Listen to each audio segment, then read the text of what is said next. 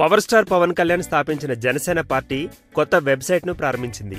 Janasena party 3 ఏళ్లు పూర్తి చేసుకున్న సందర్భంగా హైదరాబాద్లోని పార్టీ కార్యాలయంలో ఏర్పాటు చేసిన సమావేశంలో పవన్ కళ్యాణ్ పాల్గొన్నారు.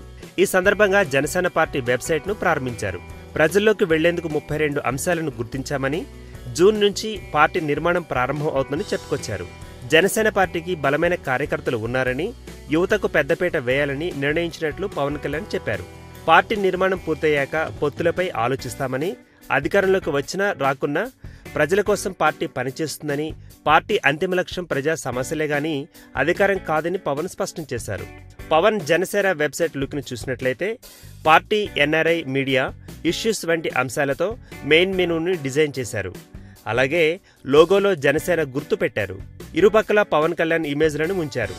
ఇదిలా ఉంటే వచ్చే ఎన్నికల్లో 2 రాష్ట్రాల్లోనూ పోటీ చేసేందుకు తాను సిద్ధంగా ఉన్నానని పవన్ ప్రకటించారు. 2019 ఎన్నికల్లో తమ పార్టీ ఆంధ్రప్రదేశ్, తెలంగాణలో పోటీ చేస్తుందని స్పష్టం చేశారు. తాను ఆంధ్రప్రదేశ్లోని అనంతపురం జిల్లా నుండి పోటీ చేస్తానని పవన్ తెలిపారు.